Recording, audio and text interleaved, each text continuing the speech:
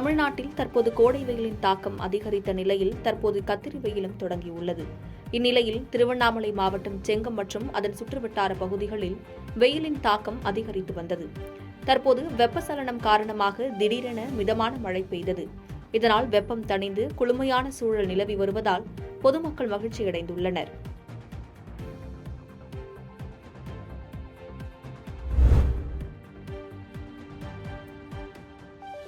தமிழகத்தில் தற்சமயம் வெயிலின் தாக்கம் 110 டிகிரிக்கு மேல் அதிகரித்த வண்ணம் உள்ளது. இதனால் முதியவர்கள் மற்றும் குழந்தைகள் என அனைவரும் பெரிதும் அவதிக்குள்ளாகின்றனர். இயற்கை வளங்களான குளம், ஆறு ஆகியவை வற்றி நீர் ஆதாரமும் குறைந்து வருகிறது. இந்நிலையில் மழை வேண்டி ஆங்காங்கே வழிபாடுகள் மற்றும் பிரார்த்தனைகள் நடைபெற்று வருகின்றன. அந்த வகையில் திண்டுக்கல் மாவட்டம் வேல்வார்கோட்டையில் இஸ்லாம் ஜமாத் சார்பாக மழை வேண்டி சிறப்பு தொழுகை நடைபெற்றது. இதில் ஏராளமான இஸ்லாமியர்கள் கலந்து கொண்டு சிறப்பு தொழுகை செய்தனர்.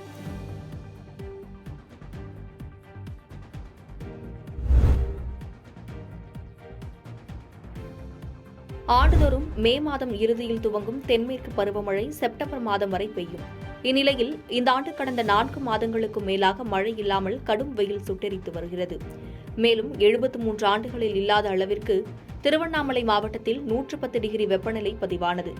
இந்நிலையில் கடந்த 2 நாட்களாக திருவண்ணாமலை மற்றும் அதன் சுற்றுவட்டார பகுதிகளில் காலை முதலே மேகமூட்டத்துடன் கூடிய காலநிலை நிலவி வந்த நிலையில் சுமார் 1 மணி நேரத்திற்கு மேலாக மிதமான சாரல் மழை பெய்த நிலையில் குளிர்ச்சியான காலநிலை நிலவி வருவதால் மக்கள் மகிழ்ச்சியடைந்துள்ளனர்.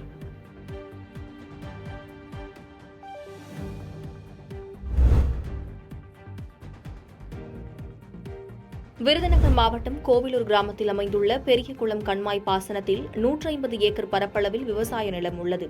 இதில் 30க்கும் மேற்பட்ட விவசாயிகள் விவசாயம் செய்து வரும் நிலையில் தற்போது 2வது போகத்திற்கான பயிர்களை விவசாயிகள் நடுகை செய்துள்ளனர்.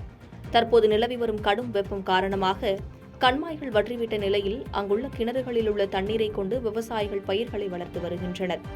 இந்த நிலையில் கிணறுகளுக்கு மின்சாரம் வழங்குவதற்கான டிரான்ஸ்பார்மர் கடந்த 10 தினங்களுக்கு முன்னதாக பழுதானது. எனவே கடந்த 12 தினங்களாக மழையும் இன்றி கடும் வெப்பத்தின் காரணமாக 150 ஏக்கரில் சாகுபடி செய்யப்பட்டுள்ள பயிர்கள் அனைத்தும் கருகும் நிலையில் உள்ளன.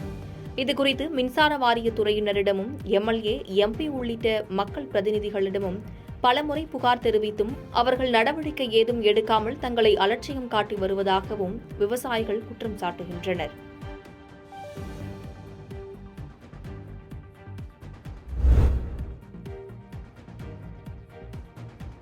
திருவண்ணாமலை மாவட்டம் வந்தவாசி திண்டிவனம் நெடுஞ்சாலையில் சாலை விரிவாக்கப் பணிகள் நடைபெற்று வருகின்றன. இதன் காரணமாக சாலை ஓரங்களில் இருந்த பழமையான மரங்கள் வெட்டப்பட்டன.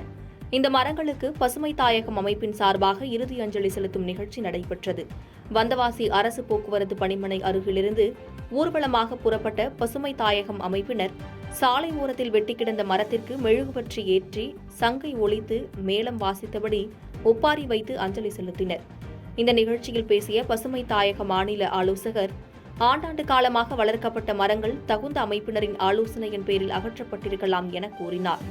மேலும் வெட்டப்பட்ட மரங்களுக்கு பதிலாக வேறு மரங்களை நடவு செய்ய வேண்டும் எனவும் கூறினார். பாதகம் செய்பவரை கண்டால் நாம் பயங்கொள்ளலாகாது பாப்பா, மோதி மிதித்து விடு பாப்பா, அவர் முகத்தில் உமிழ்ந்து விடு பாப்பா. அண்மை செய்திகளை உடனுக்குடன் தெரிந்து கொள்ள இணைந்திருங்கள் இயம்நாடு தொலைக்காட்சியுடன்.